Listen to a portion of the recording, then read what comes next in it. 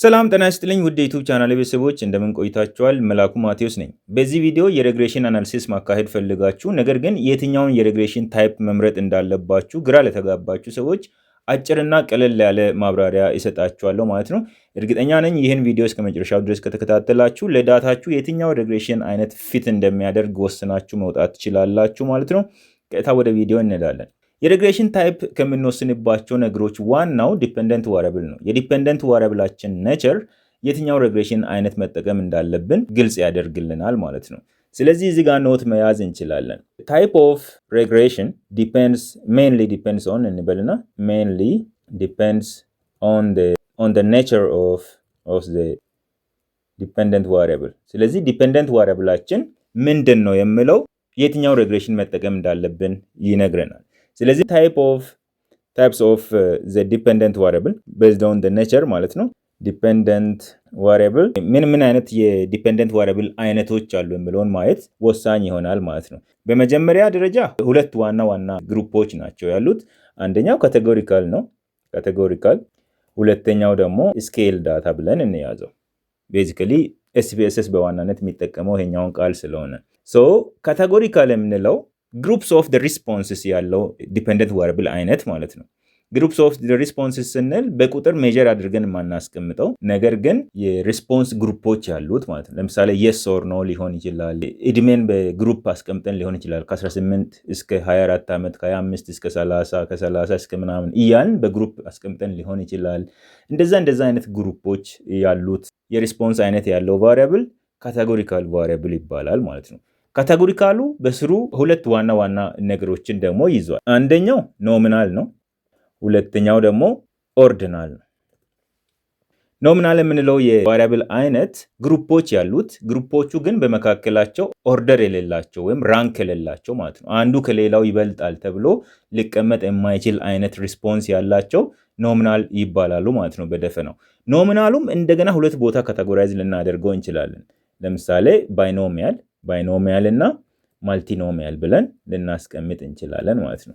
ባይኖሚያል የምንለው ከቃሉ ተነስታችሁ መረዳት እንደምትችሉት ባይ ማለት ሁለት ማለት አይደለ? ስለዚህ ባይኖሚያል የምንለው ቲው ሪስፖንስ ኦፕሽንስ ያለው ማለት ነው። ቲው ሪስፖንስ ኦፕሽንስ ያለው ኤግዛምፕል yes or no ሊሆን ይችላል፣ ሜል ፊሜል ሊሆን ይችላል። እንደዚህ አይነት ሁለት አማራጮች ብቻ ያሉት ቫሪያብል ባይኖሚያል ቫሪያብል ይባላል ማለት ነው። ማልቲኖሚያል የምንለው ግን በመካከሉ ራንክ የሌለው ነገር ግን ከሁለት በላይ የሆነ ማለት ነው። ሞር ዛን ቲው ሪስፖንስ ኦፕሽንስ ማለት ነው። ስለዚህ ከሁለት በላይ ነው ነገር ግን በመካከሉ ኦርደር የለውም ወይም ራንክ የለውም፣ አንዱ ከሌላው ይበላለጣል የሚል ነገር የለውም ማለት ነው። ኖሚናል ጀነራሊ አንዱ ከሌላው የሚበላለጥበት አይነት ራንክ የሌለው ነው ማለት ነው። ለምሳሌ ሜል እና ፊሜል ራሳቸውን የቻሉ ኔቸር ናቸው ወይም ካቴጎሪ ናቸው እንጂ ወንድ ይበልጣል ሴት ይበልጣል የሚባል ነገር የለም አይደለ? ስለ ብሊፍ ምናምን አይደለም የምናወራው እዚህ ጋር። እንደ ሳይንስ ስናወራ በሜል እና በፊሜል መካከል ምንም አይነት መበላለጥ የለም። ካቴጎሪ ናቸው፣ ሁለቱም ግሩፕ ናቸው። በቃ ራሳቸውን የቻሉ ኤክስክሉሲቭ የሆኑ ግሩፖች ናቸው። ወደ ማልቲኖሚያልም ስንመጣ ተመሳሳይ ዲፊኒሽን ኖሮት ግን የምላሽ አማራጩ ከሁለት በላይ ነው የሚሆነው ማለት ነው። 3፣ 4፣ 5 ግሩፖች ሊኖሩን ይችላሉ። እነዛ ግሩፖች ከሁለት በላይ ስለሆኑ ማልቲኖሚያል እንላቸዋለን ማለት ነው። ማልቲ ማለት እንደምታውቁት ብዙ ማለት ስለሆነ። ወደ ኦርዲናል ስንመጣ ግን ራንክ አለው ብለናል።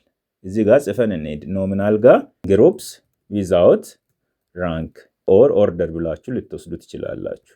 ወደ ኦርዲናል ስንመጣ ግን ራንክ ወይም ኦርደር አለው ማለት ነው። ስለዚህ ኦርዲናል የሚለው ቃል ራሱ ምነግረን በሪስፖንሶቹ መካከል ኦርደር መኖሩን ነው ማለት ነው። ኦርዲናል ሌላ ፋርዘር ካቴጎራይዝ የምናደርገው ግሩፕ የለውም። ኦርዲናል ራሱን ችሎ አንድ የቫሪያብል አይነት ነው ማለት ነው። ኤግዛምፕል ብናነሳ ለዚህኛው ለምሳሌ ሃይ፣ ሚዲየም፣ ሎው ብላችሁ ልትይዙ ትችላላችሁ። ወይም ደግሞ ሃይ ሎም ብቻም ሊሆን ይችላል። ባድ ጉድ እያላችሁ አስቀምጣችሁ ሊሆን ይችላል። ብቻ በሪስፖንሶቹ መካከል ራንክ አለ ነው። ለምሳሌ ሎው ያልነው ከሚዲየም ያንሳል፣ ሚዲየም ያልነው ከሃይ ያንሳል አይደለ? ኦርደር አለ በመካከላቸው። እንደዚህ አይነት ኦፕሽን ያለው የቫሪያብል አይነት ኦርዲናል ይባላል ማለት ነው። ወደ ስኬል ደግሞ እንምጣ።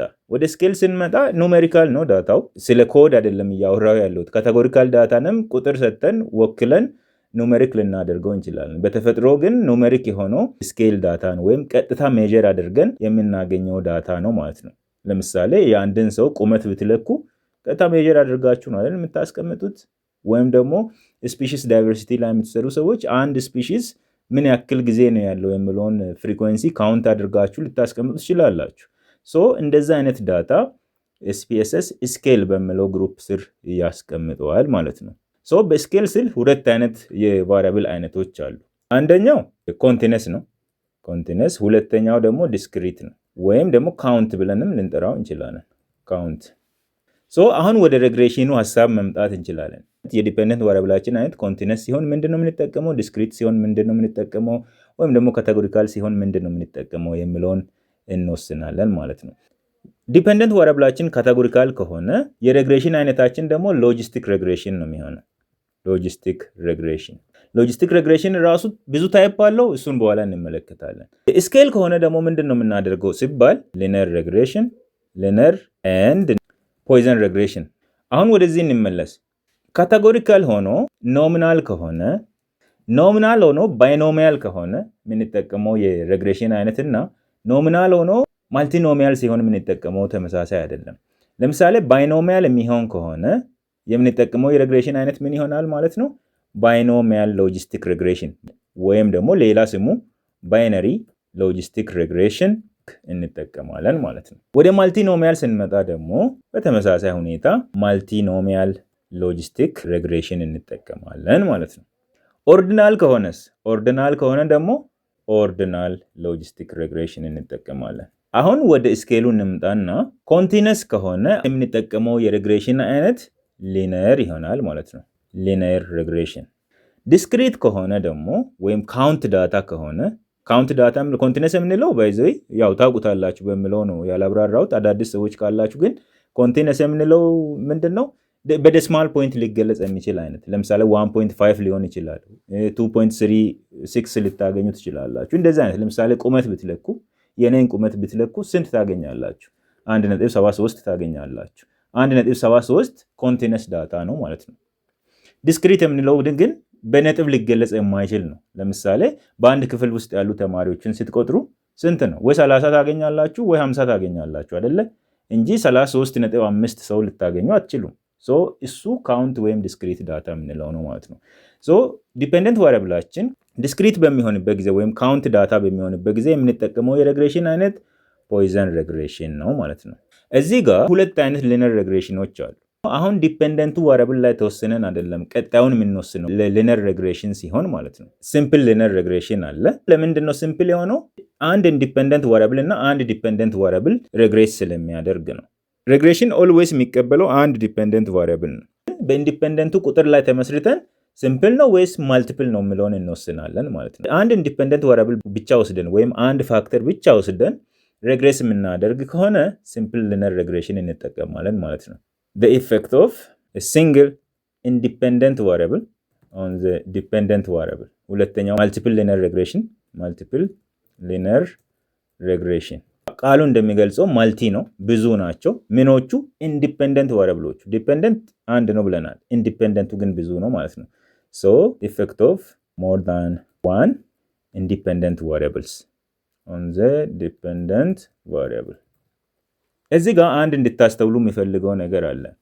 አንድ ቫሪያብል ኮንቲነስም ሊሆን ይችላል፣ ካቴጎሪካልም ሊሆን ይችላል፣ በሪሰርቸሩ ውሳኔ ላይ ተመስርቶ ማለት ነው። ለምሳሌ እድሜ ብትወስዱ ከፈለገ ሰውየው ጀስት ያለውን እድሜ ቁጭ ሊያደርግ ይችላል። ለምሳሌ ህፃናት ላይ የሚሰራ ሰው ይሄ ህፃን 2 ዓመት ከ6 ወሩ ነው፣ ይሄኛው ደግሞ 5 ዓመት ከ1 ወሩ ነው፣ 5 ዓመቱ ነው እያለ ሊያስቀምጥ ይችላል። ከፈለገ ግሩፕ ማድረግ ይችላል። ከዚህ እስከዚህ ዓመት አንድ፣ ከዚህ እስከዚህ ዓመት ሌላ ግሩፕ፣ ከዚህ እስከዚህ ዓመት እያለ ሊያስቀምጥ ይችላል። ሶ በግሩፕ በሚያስቀምጥበት ጊዜ ምንም ያክል ኤጅ የሚባለው ነገር በተፈጥሮ ስኬል ዳታ ወይም ኮንቲነስ ዳታ ቢሆንም ሪሰርቸሩ ወደ ካቴጎሪካል ቀየረው ማለት ነው። ናቹራሊ ግን የማይቀየሩ ነገሮች አሉ። ለምሳሌ ጾታ ብንወስድ ሜል ፊሜል የሚባለውን ነገር ሪሰርቸሩ መቀየር ይችላል? አይችልም። በተፈጥሮ በቃ 2 ካቴጎሪ ነው ያለው፣ ወደ ቁጥር ሊቀይረው አይችልም። ሶ ባጭሩ በተፈጥሮ ካቴጎሪካል የሆነን ነገር ሪሰርቸሩ ወደ ኮንቲነስ ሊያመጣው ወይም ወደ ስኬል ዳታ ሊያመጣው አይችልም። በተፈጥሮ ስኬል የሆነን ነገር ግን ወይም ስኬል የሆነን ቫሪያብል ሪሰርቸሩ በውሳኔው ወደ ካቴጎሪካል ሊያመጣው ይችላል ማለት ነው። እንግዲህ ይህ ጋይዳንስ እንደሚጠቅማችሁ ተስፋ አደርጋለሁ። አሁን ላይ የእናንተ ዲፔንደንት ቫሪያብል ምን ይመስላል፣ ቴስት ማድረግ የምትፈልጉት ኢንዲፔንደንት variable ስንት ነው በሚለው ላይ ተመስርታችሁ የትኛውን የሬግሬሽን ታይፕ መጠቀም እንዳለባችሁ ትወስናላችሁ ማለት ነው። ነገር ግን የኢንዲፔንደንት እና የዲፔንደንት አይነት ብቻውን አንድን ሬግሬሽን እንድትጠቀሙ አያደርጋችሁም። አሳምፕሽን የሚባል ነገር አለ። እያንዳንዱ የሬግሬሽን አይነት የሚጠይቀው የዳታ ክራይቴሪያ አለ። ያንን ክራይቴሪያ አውቃችሁ መጠቀም ስትችሉ ነው ቤስት ሪዛልት ላይ ልትደርሱ የምትችሉት። እነዛን አሳምፕሽኖች እያንዳንዳቸውን በእያንዳንዱ ሬግሬሽን አይነት ባብራራውበት ቪዲዮ ላይ አስቀምጫለሁ፣ መከታተል ትችላላችሁ። ቪዲዮ ሊንክ ዲስክሪፕሽን ላይ አስቀምጥላችኋለሁ። ቀጥታ ሄዳችሁ ከዲስክሪፕሽን ላይ ሊንኩን ተጭናችሁ መከታተል ትችላላችሁ ማለት ነው። ስለተከታተላችሁ እጅግ አድርጌ አመሰግናለሁ። መልካም ጊዜ